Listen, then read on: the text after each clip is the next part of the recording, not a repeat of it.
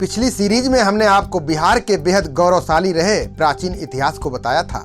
इस बार हम आपको बताएंगे मध्यकाल में बिहार की स्थिति क्या थी।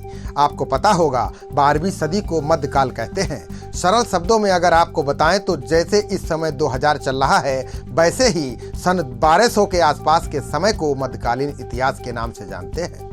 मध्यकाल में भारत के अन्य भागों की तरह ही बिहार में किसी की मजबूत केंद्रीय सत्ता नहीं थी। जैसे आज पूरा भारत बड़ा और विशाल देश है, वैसा उस समय बिल्कुल भी नहीं था। छोटे छोटे राज्य थे। पूरे देश में सामंतवादी व्यवस्था चल रही थी। सामंतवाद शब्द का प्रयोग आजकल राजनीति में खूब होता है। आजकल भाजपा के नेता कांग्रेस को सामंतवादी बताते हैं। बिहार में मध्यकाल की एंट्री उस समय होती है जब 12वीं शताब्दी में उत्तर पश्चिम सीमा पर तुर्कों ने आक्रमण किया। तुर्कों का मतलब मुसलमान आक्रांताओं से है। 12वीं सदी में मगध पर मोहम्मद बिन बख्तियार खिलजी ने आक्रमण किया। खिलजी के आक्रमण ने बिहार के साथ ही भारत के इतिहास को नष्ट करने का काम किया। नालंदा और विक्रमशिला विश्वविद्यालयों का गौरवशाली इतिहास तो आपको पता ही होगा। बताया जाता है कि इन विश्वविद्यालयों में इतनी पुस्तकें थीं कि कई महीनों तक तुर्क सैनिकों के आग लगाने से जलती रहीं। कुल मिलाकर तुर्क आक्रमण ने बिहार के साथ ही भारत के गौरवशाली ज्ञान विज्ञान को नष्ट कर दिया। इनमें से कई पुस्तकें ऐसी थीं जो शल्य चिकित्सा से जुड़ी थीं। शल्य चिकित्सा ठीक वैसी ही थी जैसे आजकल के डॉक्टर ऑपरेशन करते हैं और मरीज ठीक हो जाते हैं। तुर्कों के आक्रमण से सिर्फ बिहार को ही नुकसान नहीं हुआ बल्कि पूरा भारत तबाह हो गया, क्योंकि पहले ज्ञान और विज्ञान का केंद्र तो बिहार ही था। जब बिहार का ज्ञान विज्ञान बर्बाद हुआ तो भारत कैसे बचा रह सकता था। बिहार के महत्व को आप ऐसे समझ सकते हैं कि तुर्कों के आक्रमण के पहले पूरे देश में सत्ता का केंद्र बिहार हुआ करता था। जैसे ही मुसलमान राजाओं ने भारत पर आक्रमण किया, बिहार से केंद्रीय सत्ता का ताज भी छिन गया। तुर्कों के आक्रमण से ऐसा नहीं हुआ कि बिहार के सभी राजा नष्ट हो गए। कई राज्य बचे थे, लेकिन वे बहुत छोटे थे। इन राज्यों में जैसे कि कर्नाट, अनबर राजवंश, रघुवंशी और अंततः राजा दरभंगा थे। सन 1540 में शेर शाह सूरी ने अपनी राजधानी दिल्ली बनाने की घोषणा कर दी।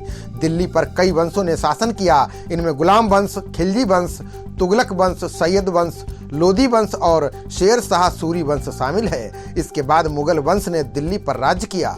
अगर आपको दिल्ली पर शासन करने वाले इन वंशों का इतिहास जानना है तो हमारे कमेंट बॉक्स में जाएं और कमेंट लिखें, जिससे कि हम आपके लिए अलग से गुलाम वंश से लेकर मुगल वंश के इतिहास से संबंधित वीडियो बनाकर आप तक पहुंचा सकें।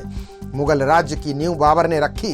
1526 से लेकर 1530 तक बाबर कई राज्यों को जीतता रहा। 26 दिसंबर 1530 को मुगल शासन की कमान हुमायूं ने संभाली। 1540 में सूरी वंश के शेर शाह सूरी ने हुमायूं को उखाड़ फेंका। शेर शाह सूरी के पुत्र इस्लाम शाह सूरी के इंतकाल के बाद 1555 में तख्ता पलट हुआ। 22 फरवरी 1555 में मुगल शासक हुमायूं ने फिर दिल्ली की गद्दी पर कब्जा जमाया। हुमायूं के बाद अकबर दिल्ली की गद्दी पर बैठा। 27 जनवरी 1556 से 27 अक्टूबर 1605 तक अकबर ने दिल्ली पर शासन किया। 16वीं शताब्दी में बिहार में मुस्लिम के बाद सिख धर्म आया। सिख और इस्लाम धर्म का फैलाव उनके संतों और धर्मगुरुओं ने किया। सिख धर्म की स्थापना करने वाले और पहले गुरु नानक देव बिहार आए। उन्होंने कई क्षेत्रों में भ्रमण किया, जिनमें आज का गया, पटना, मुंगेर, भागलपुर प्रमुख हैं। सिखों के 9वें गुरु तेग बहादुर का भी बिहार से बेहद जुड़ाव रहा है। वे सासाराम गया होते हुए पटना आए। कुछ दिनों तक पटना में रहने के बाद वे औरंगजेब के बुलावे पर सहायता के लिए असम चले गए। 26 दिसंबर 1666 में पटना में गुरु गोविंद सिंह का जन्म हुआ। वे सिखों के 10वें गुरु हुए। 4.5 वर्ष की आयु में बाल गुरु पटना छोड़कर पिता के आदेश पर पंजाब के आनंदपुर चले गए। गुरु गोविंद सिंह का जन्म स्थान आज के समय में पटना साहिब के नाम से जाना जाता है। मध्यकाल में ही भारत में ईस्ट इंडिया कंपनी की स्थापना 1600 में हुई। उस समय दिल्ली पर जहांगीर का शासन था। जहांगीर ने 27 अक्टूबर 1605 से 8 नवंबर 1627 तक दिल्ली पर शासन किया। जहांगीर के बाद शाहजहां औरंगजेब दिल्ली का शासक बना। औरंगजेब अपने समय का बेहद क्रूर शासक रहा। औरंगजेब के बाद बहादुर शाह जहांदार शाह ने दिल्ली कमान संभाली। मुगल राज्य कमजोर होता चला गया। सत्ता की चाबी अंग्रेजों के हाथ आने लगी।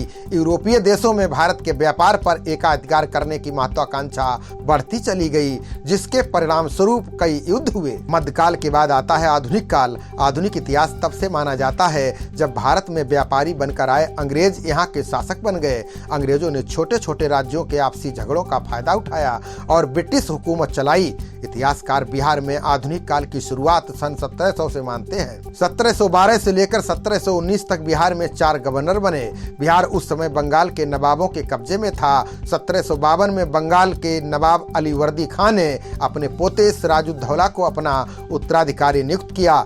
10 अप्रैल 1756 में अलीवर्दी खां के इंतकाल के बाद सिराजुद्दौला बंगाल का नवाब बना। 1757 में प्लासी के मैदान में सिराजुद्दौला अंग्रेजों के साथ युद्ध में पराजित हो गया। इसके बाद अंग्रेजों ने मीर जाफर को बंगाल का नवाब बना दिया। साथ ही मीर जाफर के पुत्र मीरन को बिहार का उपनवाब बना दिया। इस सब के बावजूद बिहार की वास्तविक सत्ता नवाब नाजिम राजा राजनारायण के हाथ में थी। अंग्रेजों ने पूरे भारत में अपना साम्राज्य स्थापित किया तो बिहार के कई राजवंशों को हराकर यहाँ भी अपना राज्य कायम किया। 1767 में अंग्रेजों ने राजा राम नारायण को हटाकर सिताब राय को नायब दीवान बना दिया। 1757 ईस्वी से लेकर 1857 तक बिहार में अंग्रेजों के विरुद्ध विद्रोह चलता रहा। 1767 में छोटा नागपुर यानी झारखंड के आदिवासियों ने ब्रिटिश सेना का धनुष बाण और कुल्हाड़ी से विरोध शुरू किया था। बिहार के स्थानीय जमींदारों, क्षेत्रीय शासक अंग्रेजों के खिलाफ हो गए। इतना ही नहीं, नौजवानों, जनजाति समूहों और कृषक वर्ग ने अंग्रेजों के खिलाफ अनेकों बार संघर्ष किया। आपको शायद ही मालूम होगा कि अंग्रेजों के खिलाफ बिहार ने कई आंदोलनों का नेतृत्व किया। अंग्रेजी राज के खिलाफ 1770 में नोनिया विद्रोह हुआ।